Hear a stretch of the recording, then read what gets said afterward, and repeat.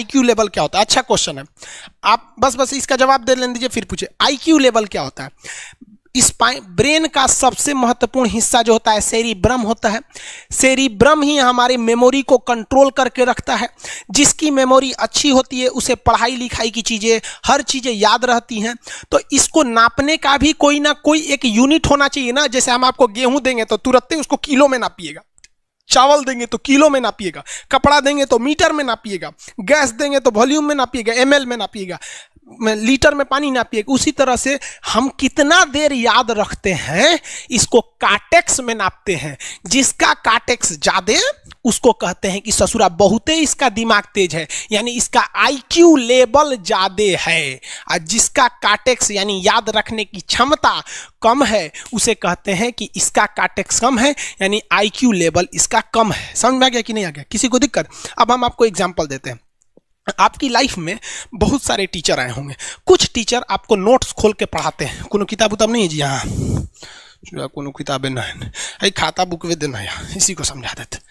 देखो, ये हिसाब किताब वाला किताब है। दिवाली के समय हिसाब किताब फाइनल होता है ना, सबका सैलरी उलरी का। तो कुछ टीचर को देखिएगा ना, तो ऐसे एक किताब लेके रखे रहेंगे लोग, इसी में देख के पढ़ा देंगे। बाबू देखो, नर्वस सिस्टम का 2 पार्ट होता है, 2 ना 3 होता है। नर्वस सिस्टम का 3 पार्ट होता है। ऐसे लोगों का मतलब, ये खाता बुक रख दो भाई, इसका हिसाब दिवाली में हो जाएगा। तो ये ऐसे लोगों का इस आईक्यू लेवल कम है। लेकिन कुछ लोगों को देखेंगे आप, उनको किताब उताब से मतलब नहीं होता। जैसे आप इलाहाबाद यूनिवर्सिटी कभी जाइए तो देखिए, या बड़े टीचर आईआईटी वगैरह जाएंगे, बहुत एकदम टीचर आते हैं आराम से, कोई नोट सोर्स कुछ नहीं, आया पढ़ा रहा है, चालू किया, एकदम मस्त इंजॉय करके चला गया। तो इनका आईक्यू लेवल ज़्यादा होता है। आईक्यू लेवल बढ़ाने के लिए हम आपको बताए भी थे, दिमागीन खाइए, अच्छा रहता है। एक ही तरह की सोच मत सोचिए, अच्छा रहता है।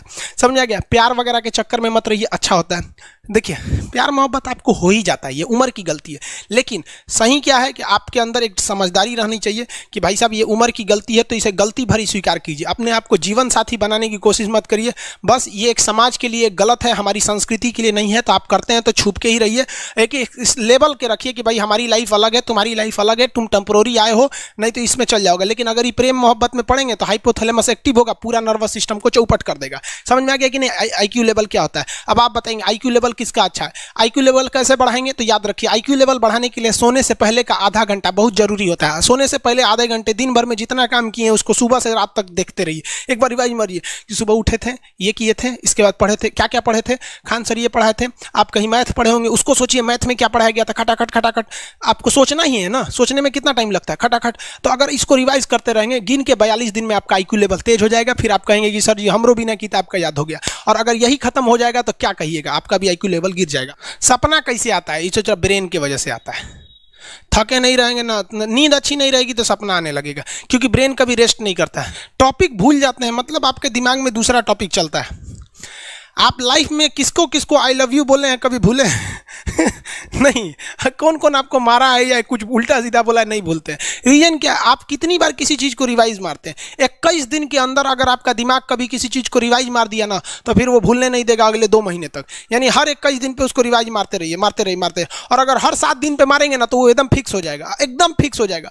हम लोग को क्या है भैया, दिन रात पढ़ाते पढ़ाते पढ़ाते पढ़ाते आदमी पगला जाता है। इसलिए अब कोई नींद में भी पूछेगा, खान सर स्वायत्त तंत्रिका तत्व किसे कहेंगे? स्वायत्त में कुछ नहीं आएगा, ये आ जाएगा आपका सिंपैथेटिक और पैरासिम्पैथेटिक, बस यही आ जाएगा। क्यों इतना जल्दी जल्दी जल्दी जल्दी रिवाइज मारा आदमी कि ये हमारा सब कॉन्शियस माइंड में घुस गया है। सब कॉन्शियस, देखिए कॉन्शियस माइंड उसे कहते हैं जिस पर हमारा कंट्रोल रहता है। जैसे हमसे कोई पूछेगा कि आप भी अगर पूछेंगे कि खान सर जो 1 हफ्ता क्लास नहीं लिए थे कहाँ थे, तो हम सोचने लगेंगे ये स्टूडेंट है, इससे हर बात क्या बताएगा आदमी कि किस डॉक्टर के पास थे, कहाँ गए थे। नॉर्मल बोल देंगे बाबू थोड़ा सा मेडिकल हेल्थ इशू था इसलिए चले गए। लेकिन अगर मम्मी पापा पूछेंगे तो उनसे हर चीज़ बताएंगे। तो जो चीज़ हमारे कंट्रोल में नहीं रहता है वो उसे क्या कहते हैं, सब कॉन्शियस माइंड। जैसे कोई हमारा नाम पूछेगा, खटाक से बता देंगे खान सर, समझ में आ गया कि नहीं आएगा? ओरिजिनल नाम तो आपको भी नहीं बताते हम लोग यहाँ पे। तो सब कॉन्शियस माइंड में घुसा दीजिए जो चीज़। जैसे आप स्टेशन पे उतरिए या बस स्टैंड पे उतरिए, अपने घर जाने के लिए कभी रास्ता याद किए हैं? हाँ, इसके बाद दाहिने मुड़ना है, बाएं मुड़ना, आप फोन पे बतियाते भी चले जाते हैं। तो जब कभी किसी चीज़ को बहुत बार रिवाइज मार देते हैं तो वो चला जाता है सबकॉन्शियस माइंड में, फिर आपको याद करने की ज़रूरत नहीं है। सपना कैसे आता है? जब आपकी नींद अच्छी नहीं होती है तब। नींद प्रॉपर लिया कीजिए, नींद में कोई कमी नहीं आनी चाहिए। आप जिस दिन बहुत ज़्यादा थके रहेंगे उस दिन कोई सपना नहीं आता है। हम लोग का जब ऑफलाइन क्लास रहता था, सुबह 7 बजे से रात 9 बजे तक पढ़ाता था आदमी, जो ने करवट सोता था उधरे उठ जाता था, सपना का नाम ही नहीं आता था। समझ रहे? एक चीज़ पूछ रहे हैं सर, कोमा क्या चीज़ होता है और सर दर्द क्यों करता है? जब भी आपके बॉडी में ऑक्सीजन की कमी आएगी वो चीज़ दर्द करने लगेगा। जैसे आप दौड़ेंगे तो आप सांस ज़्यादा नहीं ले पाते, ऐसे लेते हैं तो बॉडी में सांस नहीं पहुंच पाता और हाथ पैर में आपके लैक्टिक एसिड जम जाता है, जिसलिए दर्द करने लगता है। तो जब कभी भी मेहनत करने लगेंगे या फिर एक दब हो जाएगा तो ब्रेन दर्द करने लगता है। दूसरा, कोमा क्या होता है? ब्रेन हमेशा वर्किंग करते रहता है। अगर वो रेस्ट में चला गया तो उसी को कोमा कहते हैं। अब परमानेंटली रेस्ट में चला गया तो मरिए जाएंगे।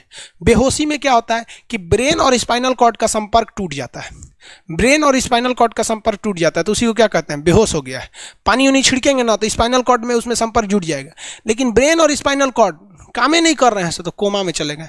कोमा को हाफ डेथ कहा जाता है, आधा मरा हुआ व्यक्ति है। जो व्यक्ति कोमा में चला जाता है ना, कोई जरूरी नहीं है कि वापस आएगा ही आएगा, लेकिन बेहोश है तो कोई दिक्कत नहीं, पानी फेंकिए मार देगा। उसको कहते हैं लोग बिहार में, लोग दांत लग गया, फीट मार दिया, पानी फेंकिए सही हो जाता है। ये क्या करता है? मोटर नर्व्स, देखिए ये ऑर्डर लेके आता है, ऑर्डर देता है। ये किससे?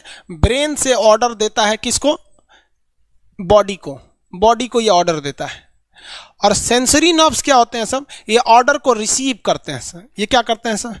सेंड।